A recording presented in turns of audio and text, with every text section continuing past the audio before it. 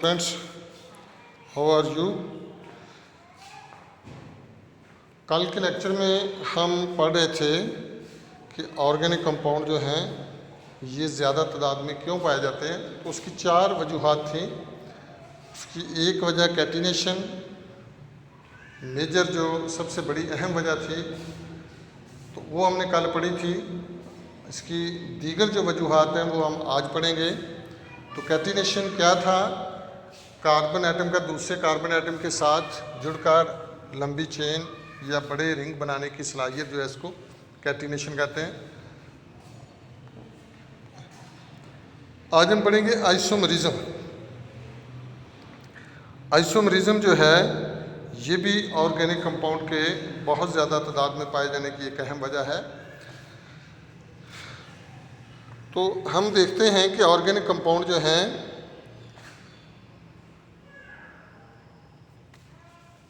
ऐसे होते हैं कि जिनके मॉलिक्यूलर फार्मूले तो एक जैसे होते हैं लेकिन उनके स्ट्रक्चरल फार्मूले जो हैं वो एक दूसरे से मुख्तलिफ होते हैं। तो ऐसे ऑर्गेनिक कंपाउंड जो हैं वो एक दूसरे के आइसोमर्स कहलाते हैं और इस मजर को आइसोमरिज्म कहा जाता है। ऐसे ऑर्गेनिक कंपाउंड जिनके मॉलिक्यूलर फार्मूले एक जैसे होते हैं लेकिन उनके जो स्ट्रक्चर फार्मूले हैं यानी मॉलिक्यूल में जो एटमों की तरतीब है वो एक दूसरे से मुख्तलिफ होती है। तो ऐसे ऑर्गेनिक कंपाउंड एक दूसरे के आइसोमर्स कहलाते हैं और इस मजर को हम क्या कहते हैं? आइसोमरिज्म। तो ये जो खसूसियत है ये ऑर्गेनिक कंपाउंड के बहुत ज़्यादा तादाद में पाए जाने की एक वजह ये भी है। तो यहाँ हम पेंटेन के हवाले से बात करते हैं। तो पेंटेन जो है इसके तीन आइसोमर्स हैं। तो तीनों की स्ट्रक्चर पे गौर करें। सबसे पहले नॉर्मल पेंटेन है, ये कार्बन है और इसमें जो 12 हैं वो हाइड्रोजन है। इस तरह अगर हम आइसोपेंटेन को देखें तो इसमें जो है ये एक ब्रांच है, 4 कार्बन जो है वो सीधी चेन में जुड़े हुए हैं लेकिन टोटल कार्बन जो है वो 5 ही हैं और हाइड्रोजन टोटल जो है वो 12 ही हैं। इसमें ये आइसोपेंटेन है। तो इन दोनों में हम देखते हैं कि दोनों का जो मॉलिक्यूलर फार्मूला है C5H12 C5H12 और आगे तीसरा जो है इसमें भी 5 जो है वो कार्बन है और 12 हाइड्रोजन है। तो ये भी C5H12 जो है मॉलिक्यूलर फार्मूला तीनों का सेम है यानी तीनों एक दूसरे के आइसोमर्स हैं और इस मदर को जो है वो आइसोमरिज्म कहा जाता है। तो तीसरा जो है ये है न्यू पेंटेन। तो जिसमें जो है ये 3 कार्बन जो है वो सीधी चेन में है और 2 ग्रुप जो हैं वो लिंक हैं दरमियान वाले कार्बन से। तो जितने कार्बन की एटम बढ़ती जाती है ऑर्गेनिक कंपाउंड के मॉलिक्यूल में उतने उसके आइसोमर्स की तादाद जो है वो भी बढ़ती जाती है। यानी ब्यूटेन में 4 एटम होते हैं कार्बन के तो उसमें 2 उसके जो है वो आइसोमर्स हैं।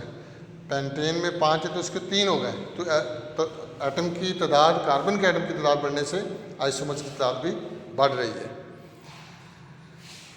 तो अब हम आते हैं तीसरी वजह जो है ऑर्गेनिक कंपाउंड के ज़्यादा तादाद में पाए जाने की, वो है कार्बन के कोवलेंट बॉन्ड की मजबूती। तो बहुत छोटे साइज़ की वजह से कार्बन दूसरे कार्बन एटम या हाइड्रोजन, ऑक्सीजन, नाइट्रोजन, हैलोजन के साथ बहुत मजबूत जो है ये कोवलेंट बॉन्ड बनाता है। तो ये खसूसियत भी इससे बहुत ज़्यादा तादाद में कंपाउंड बनाने के काबिल जो है वो बनाती है। आखिरी जो रीज़न है, वजह है ऑर्गेनिक कंपाउंड के बहुत ज़्यादा तादाद में की, वो है मल्टीपल बॉन्डिंग।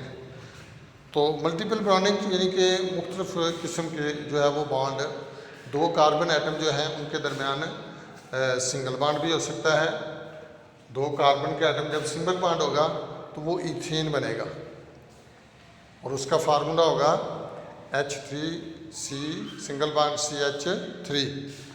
जब हम 2 कार्बन के दरमियान डबल बॉन्ड कर देंगे तो ये एक और कंपाउंड बन जाएगा। कार्बन के एटमों की तादाद उतनी है लेकिन दरमियान में जो है वो बॉन्डिंग जो है वो चेंज हो गई है, सिंगल से डबल कर दी है। अब हाइड्रोजन के एटम जो है वो एक एक कम हो जाएगा हर कार्बन पे, तो अब हो जाएगा H2C डबल बॉन्ड CH2, और ये है इथीन, इथाइलिन भी कहते हैं इसको। अगर हम दो कार्बन के दरमियान बॉन्ड जो है वो ट्रिपल बॉन्ड कर देते हैं तो एक एक हाइड्रोजन और कम हो गई, क्योंकि कार्बन के दरमियान बॉन्ड बढ़ गए हैं। तो अब H single bond C, triple bond C,